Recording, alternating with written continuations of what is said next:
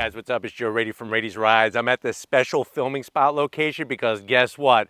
Not only a very good friend of mine, but also a huge car nut and a fan, of course, of Rady's Rides has allowed me to bring his baby to you.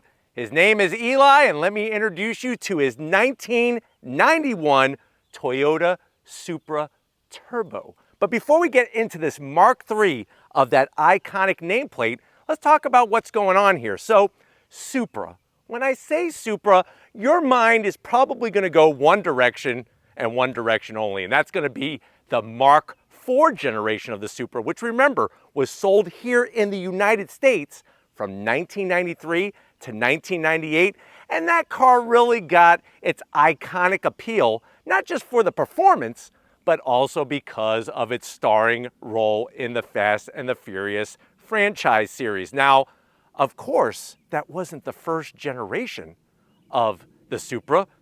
Since it's the Mark IV, that means that there were 3 other generations before it. Now, what's fascinating is that Eli's is a Mark III. So when was that basically produced? You're looking at about 1987 to 1992. And it's interesting because if you look at Toyota's history, inline 6 cylinder performance is not something just associated with the Supra. It goes back to the Toyota 2000 GT. And what's fascinating is, wait until I pop the hood, because this engine has a direct connection to that original 2000 GT, and it's the last one to have that. Now, what's fascinating is of course, if you look at car prices, the Mark IV is just, for a lot of people, unobtainable. But is it possible that the other generations might be a way to go? Now, when you're thinking about buying a Supra, it may not be your daily driver. And Eli's, he loves to drive, and he drives this one, and wait until you hear the mileage on this one, even though it looks like it's almost brand new. People like to have these cars to enjoy on the weekends, maybe to do a cruise somewhere. But the big question is, do you go with a Mark III, especially when you look at the price point? Or should you just forego the whole, classic retro car lifestyle and go with a brand new Supra? Now, obviously, when I say brand new, there's still a lot of arm wrestling, mud wrestling, and tongue wrestling over whether that's even a real Supra because of the connection with BMW. But let's go ahead. Let's dive into Eli's 1991 Supra Turbo, that Mark III, and find out, is it the way to spend your money if you're looking for a great Supra experience? Let's go ahead, dive into his, and find out. Right off the bat, the color. Obviously, many different colors within the palette during 1991, but this one has such a nice metallic finish to it. Plus, I feel like this color shows off the body lines, and that was something that was really revolutionary back then, because if you look at the first 2 generations of the Supra, they weren't actually Supras technically. Let me explain. Toyota had a car called the Celica. The Supra name first appeared in, when we're looking at the Mark Is and the Mark IIs, as a Celica Supra. And that's back in 1978, if you could believe that. To put in perspective, I was 2 years old.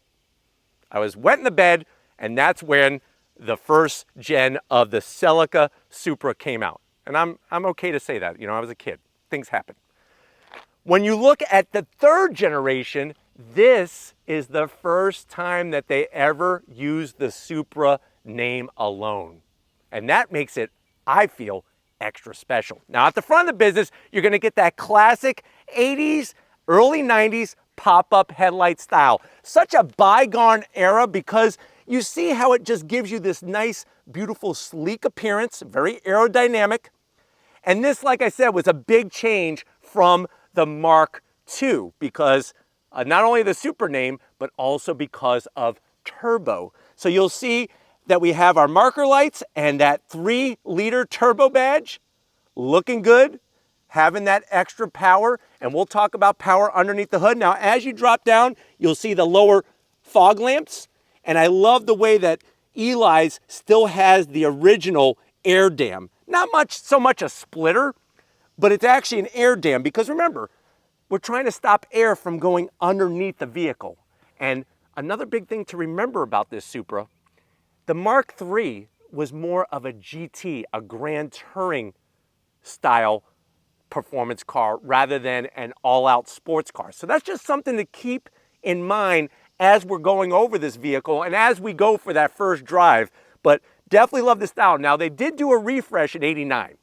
So with this being a 91, this is the refreshed exterior. And you'll also see when we get to the back some things that they did when they did that refresh. So just something I want to point out. Now, as we come across that low, wide nose, just so aggressive, so much history. I love the way you have your functionality on the lower grille area. Obviously, we need to bring lots of cool air in.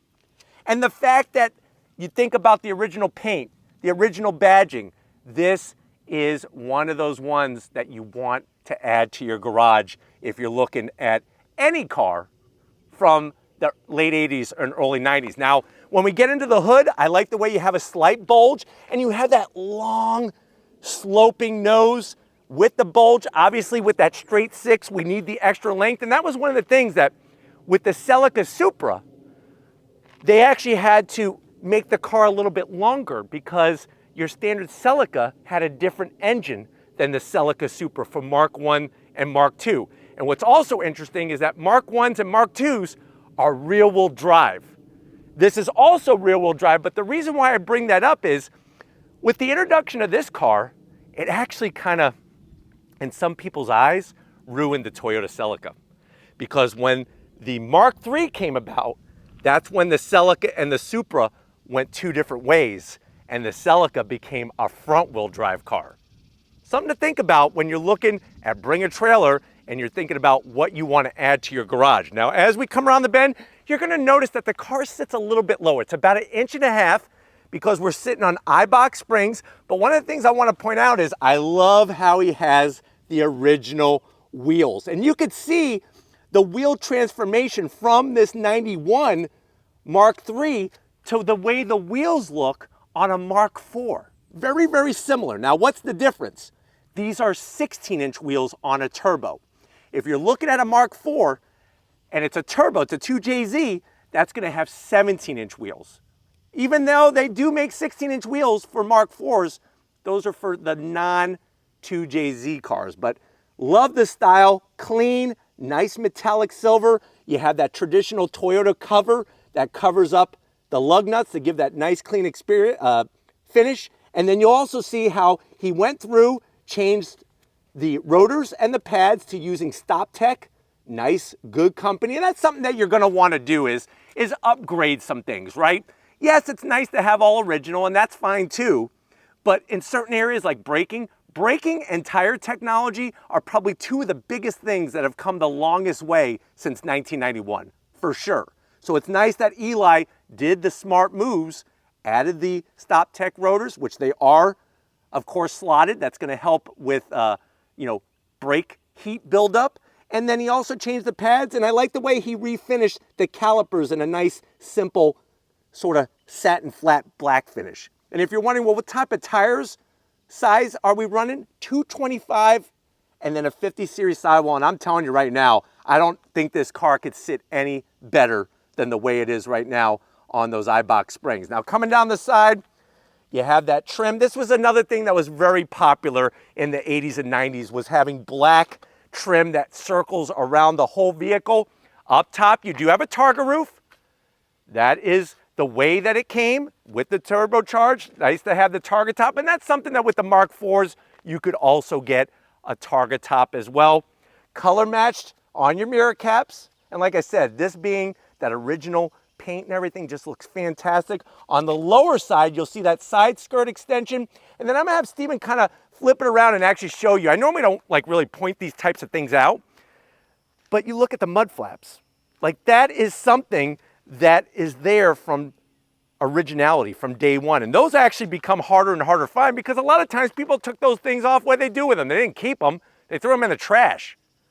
Now, working our way towards the rear, one of the things I want to point out is even though this is a 91 car, you have flush mounted door handles. So you know how sometimes we're like, oh wow, this new car has flush mounted door handles?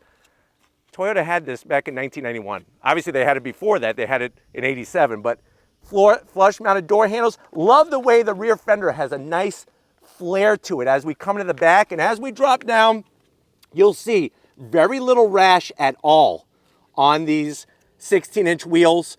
Looking great in the sun. 245 on the width, like I said, 50 series sidewall.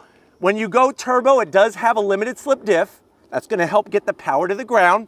And then love the way that they did the rear of the vehicle. Now, you'll notice that the hatchback design, how it's separate from the quarter glass into the rear glass. You have your rear wiper to get all that rainwater off. And then when they did the refresh, like I was telling you when we were sitting up front, out back, they added this 3-piece rear spoiler. Obviously, not a basket handle like the Mark IV, but this is, like I said, something that they added to give it that extra style, but this is also a functional piece. It's not just something that they stuck on and forgot about it. Now, as we work our way down, you'll notice the originality with our taillights, and I love the way that they just kind of follow from one side to the other. Nice, clean design, the turbo badge. And even though on the outside, most of this car is stock, besides the eye-box springs, the lowering springs, what you're immediately gonna notice is this HKS exhaust. And we'll talk more about that when we pop the hood. HKS downpipe, blow-off valve. These are things that you can do if you want to change, and that was something that Eli wanted. And that's the crazy thing is, like I said, Eli is a car nut, but he's also a super nut. He's had about 7 of these Mark IIIs, and he really keeps going back to them. And it's a very interesting story about this car that we'll talk about when we get to the interior. But definitely, like I said, this is something that from style-wise is important for whoever's owning, but also using good brands. Eibach, StopTech, HKS. Eli knows his business. Now, when we come across the back, like I said, just like the front, super clean. You got your Toyota Supra badge. Here's a little fun fact. Does anybody know what Supra means? Does Supra actually mean anything? Yes, you in the back. You are correct. It is Latin. It's a Latin word for surpass or to go beyond. So that's what the word Supra actually means. But like to see how that's all it was called. It wasn't a Celica Supra, just a Supra. And then on the bottom bumper area, very, very clean, nicely all color matched to the body. But why don't we go ahead, let's pop that long hood and check out the heart of this Mark III Supra. All right, guys, we got that hood popped. You do have hood struts to keep the hood open. Now, what's interesting is underneath this hood is not a 1JZ. It's not a 2JZ. Those come after this generation. What you're looking at is what's known as the 7M GTE. And the reason why I'm pointing out the whole 7M part is because this is the last of the Toyota vehicles, the straight sixes, to have that M designation that connects it all the way back to the mighty Toyota 2000 GT. Here's another fun fact about the 2000 GT. Would you believe none other than Carroll Shelby actually ran the factory Toyota team with the 2000 GTs? Just a little fun fact. A lot of people think it's just Shelby and Mustangs and Cobras and stuff. He actually worked with Toyota. Mind-blowing. Now, when you look underneath the hood, I love all the originality, and then you see some of the changes that Eli decided to make. And like I said, these are things that, depending on the owner, you're gonna see, and some of them are upgrades. So right off the bat, you're looking at a 3-liter inline-6 turbocharged engine. It is a single turbocharged engine, not a twin turbocharged engine. 232 horsepower. This is a stock number from back in 1991. 254 pound-feet of torque. You could have it your way, just like going to Burger King. 5-speed manual, which is what Eli has. Like I said, he's a car guy. Or a 4-speed automatic. 0 to 60, remember, this is a Grand Touring car, and this is back in 1991. 0 to 60 in about 6.5 seconds if you know how to do the dance on your twinkle toes with the triple pedals. And if you're wondering, what about weight? that's where there's a difference. It depends on how you option it. So back then, a Supra Turbo could weigh as little as 3,219 pounds, or depending on the options, up to 3,616 pounds. Now, what's interesting is that they did have the availability of TEMS. What the hell is that? That is the Toyota electronically modulated suspension. So the Toyota was working with technology of adjustable suspension back during this time period.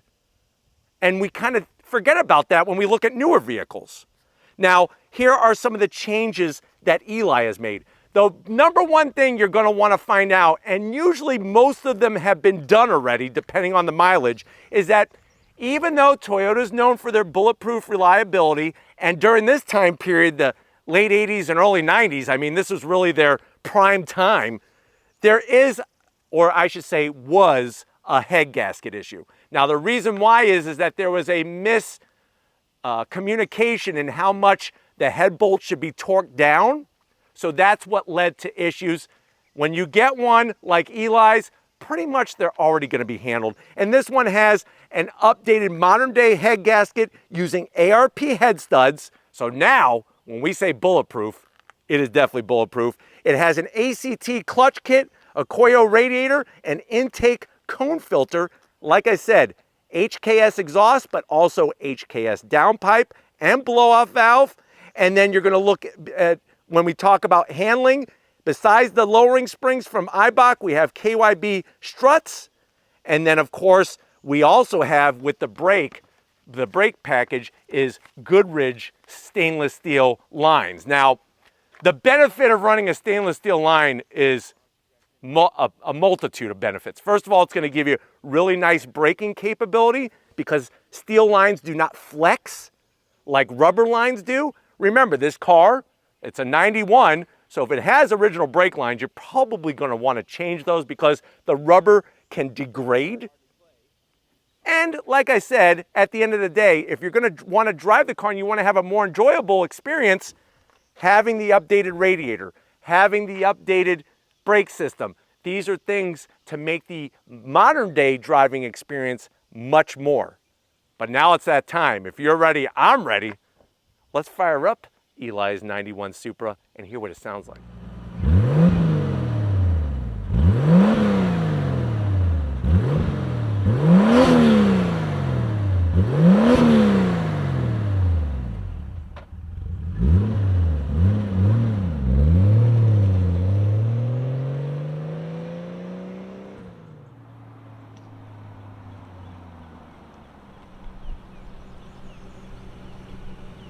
All right, guys, we are inside Eli's 1991 Mark III Supra Turbo.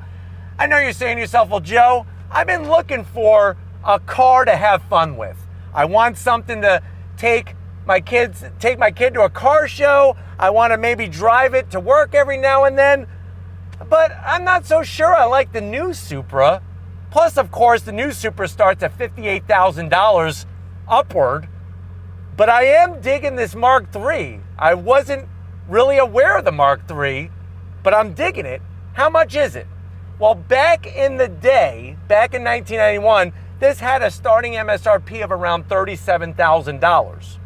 Today, obviously, it all depends on condition. Condition. I always recommend buying a nicer car than rather spending a little bit more on buying a nicer car than trying to save some money and buying one that needs more work. Unless you are a mechanic or a super expert or have a shop of your own. But on average, today, these are selling around $23,000 to $24,000. That's the average market across the board. Now, here's the fun story about Eli's. Eli worked with his buddy Victor over at Induction Performance here in Tampa. Well-known performance shop, especially when it comes to Supras. This car was actually owned by Victor's father. And the car was sitting on a lift just collecting dust. To make a long story short, after looking at it for months and months and months and months, eventually the opportunity arose for Eli to buy this Supra.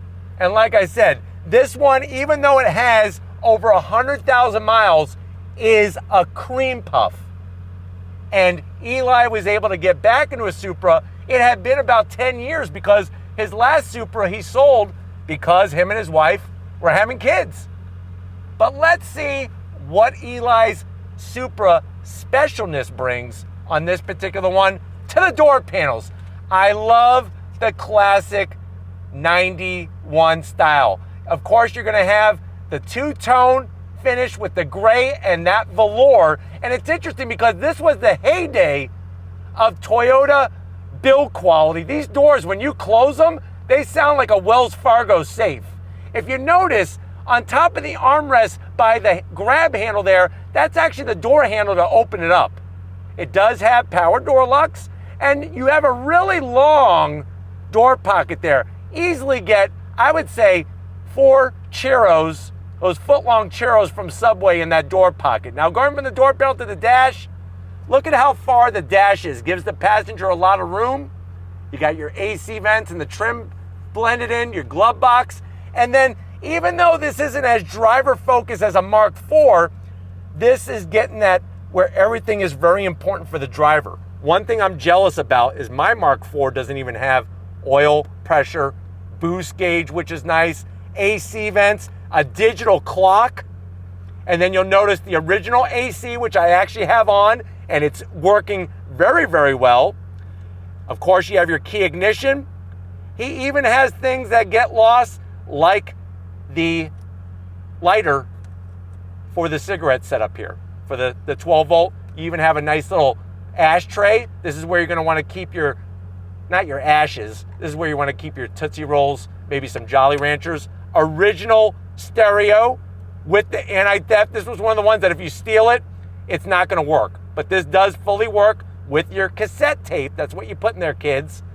This is where the magic happens. So instead of the 4-speed automatic, this has a 5-speed manual transmission. You have your buttons for your TEMS, that adjustable suspension. Open up the door, you have a coin slot. Nice soft touch material, plenty of room in here. Original tool to take off the targa. And then of course the velour seats. Look at the condition, the piping, the bolstering. Nice, soft, comfortable seats, great quality. And you have rear seats. But come over here in the business end. I want to show you behind the wheel of the Supra. All right, guys, business time behind the wheel in Eli's 91 Supra. First of all, I want to show you in the door panels. I love the unique style back then. Look at how they have the power window switchgear and the power lockout for it and everything right where you wouldn't expect it. Everything seems to be on new cars down on the armrest, but this is where that door handle is. Very unique style. Gives it that special personality. In the pedal box, Eli did it right. He's got the triple pedal with the 5-speed manual transmission. Nice, decent sized dead pedal. You'll notice that with the car, you do have power seat controls. And I just want to show you the bolster here. This car has over 100,000 miles. These are the original velour cloth seats. Piping and all. Back then, they just made them a little different. And the quality really shows. Steering wheel. This is probably going to surprise you. So, of course, like I said, this is the first Supra to be called an actual Supra. This steering wheel is not unique just to the Supra back then. If you're wondering, you're like, oh, Joe, this doesn't look like a sporty steering wheel. This is basically like the same style of steering wheel that they had in a Camry or Corolla. That's what Toyota would do, is carry over a lot of pieces. Plus, the steering wheel horn area is very large because of the older tech when it comes to airbags. Airbags were not very small. Gauges, I love the tachometer, speedometer. You got everything angled nicely for the driver. And then another thing I want to point out about the 5-speed manual is that this is not the same transmission as in the Mark IV. This is actually one of their regular style transmissions. Actually, you would get it in some of their trucks, believe it or not. So not the shortest throws, but at least still nice to have that manual transmission component with the triple pedal setup. I'm 6 feet tall, plenty of room in here. Plus the fact that back in 1991, we had electronic suspension. Think about that. That seems to be something we talk about now. And that's why I love the late 80s and 90s when it comes to Japanese imported vehicles. And don't forget that this was built in Japan, not in Austria, like the new Supra is. All right, guys, we got the rear glass hatch packed and put up in its upright position. And this is another thing that I love showing because, yeah, you look at a new Supra and I could show you some cargo space, but guess what? This has actually more cargo space than a new Supra does, because if you look back here, not only are you going to notice a nice lower cargo floor, also you're going to notice just how pretty darn clean it is back here. You have your holder. Do you see these attachments here? This is smart engineering. You actually take the target top. When you want to take it off, you put it in here and it locks into position so it's not sliding around. Obviously the rear seats fold down, 50-50 split. And then you even have, especially for your special Supra Twinkies, there's a special little storage area right here on the side where you could put your special Supra Twinkies and lock that up there. And there's also, what's very interesting, another little compartment on the passenger side. Almost flips open like an ashtray, but it's not an ashtray. That's another area where, you know, if you have the doctor that they're telling you need to cut back on the sweets, that's a place where easily you could put a nice glazed donut from Dunkin' Donuts. But I'm gonna close this nice and gentle because, hey, this is Eli's baby. And I'm just happy that he's thrown me the key to it. Since we're talking about keys, if you're ready, I'm ready. Let's go hop in together in Eli's Supra and go for a little spin. All right, guys, we are inside Eli's 1991 Supra Turbo. And right away, it's like going back in time. It's like going back to a time where things were a little simpler and cars just had so much personality. But without further ado, if you're ready, I'm ready. On throttle, here we go. So you have that great old school turbo feel. It's going to allow you to see what it was like back then, where, guess what? The boost doesn't come in until you get higher in the rev range. But what's so awesome about this car, especially Eli's, is that it runs like a sewing machine. It is rock solid.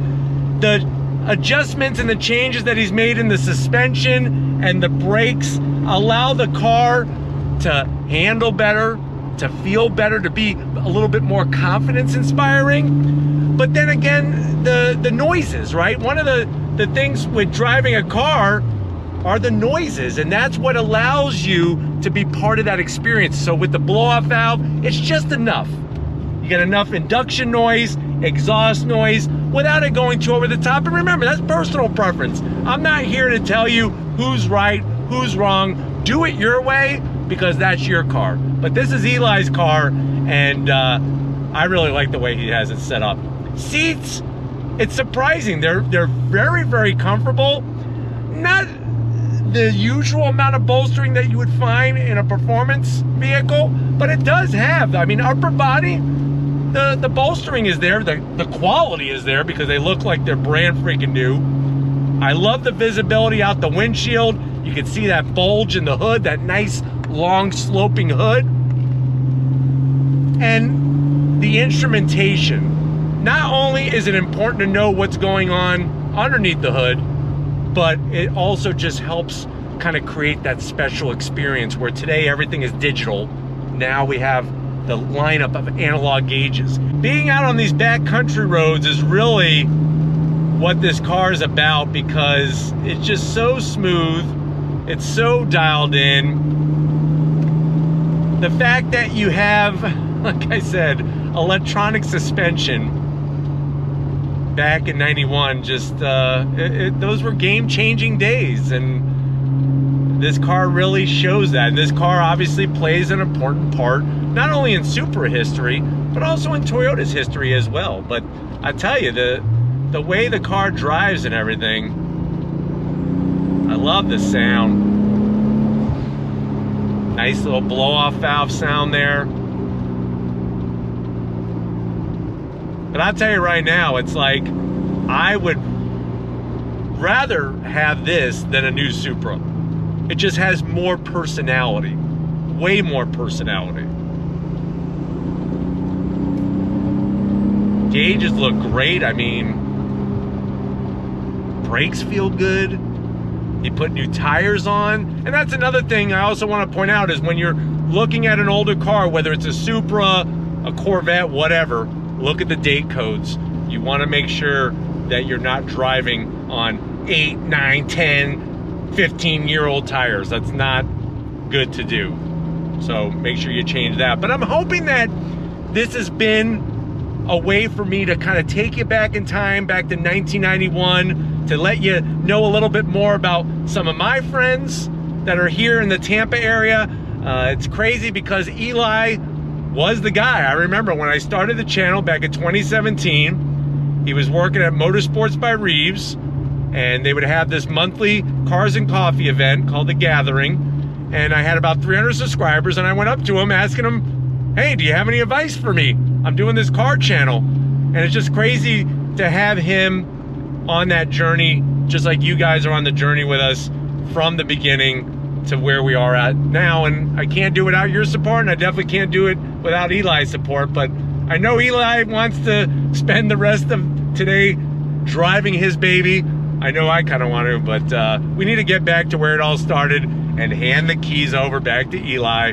So I will see you in a super second. All right, guys, it's been one heck of a special day, not only because of getting behind the wheel of this 91 Supra Turbo, but of course of Eli, one of my very good friends and a big fan of Rady's Rides, bringing his Supra out on a day where he likes to spend some good quality time with her, bringing her out here so that we could bring her to you. So definitely check out Eli's Instagram page. I'm gonna leave his handle right about now so that you could follow his journey and continuation with this 91 Supra Turbo. But thank you again, Eli, for all that you've done since the inception of Rady's Rides. And like I said, once again, bringing this car out. Let me know what you think.